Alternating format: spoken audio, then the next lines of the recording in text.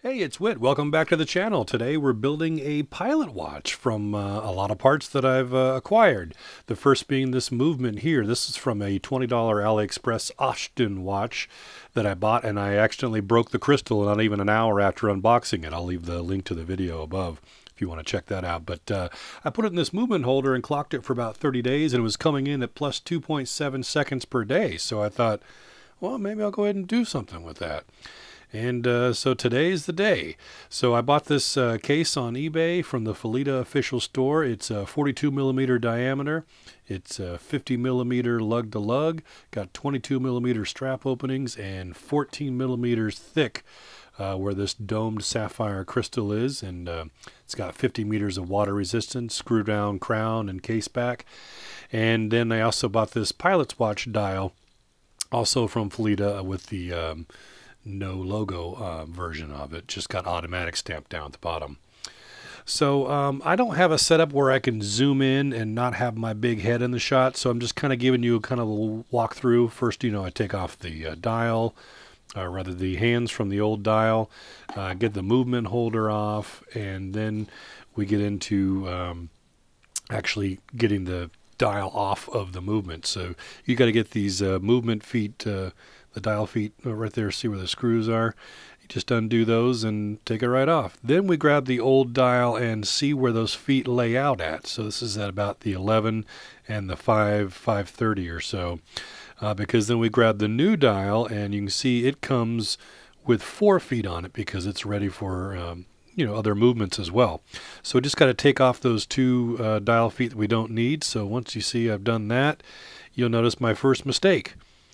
I put little divots into the dial right about the 8, see there, just above the 8, and below the 2 or so, where those unneeded movement feet came off. So anyway, then now we've put the, oh, here's the second part too. I'm not sure if the date quite lined up. I think it's going to come back around when it rotates, but not sure yet. Anyway, I put the dials back on, or rather the hands, and then check to make sure there's clearance, and then it's case time. Now I'd say that probably 3 hours have passed since I started the project. You're seeing it in a lot of fast forward motion. So get the new dial into the case, and we got to put this movement holder in. You see it's got these 2 screws right here, and it's got a little lip that comes and screws down and keeps that movement holder from sliding around in the case. Now I worked about an hour on that and I couldn't get it, and then when I got one, the rotor wouldn't spin right, so I basically said screw it, I'm not sure this is going to work out anyway, so I went back to the plastic movement holder that came with the original movement. So boom, case it, and you see here we are, first glance ticking away, right? Well, that's about the last you're going to see it ticking.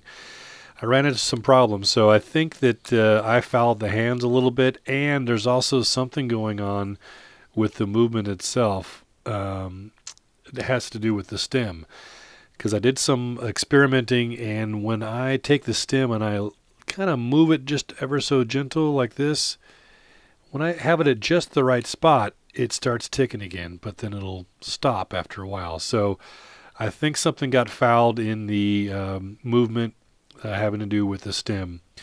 So this watch ended up being a bust.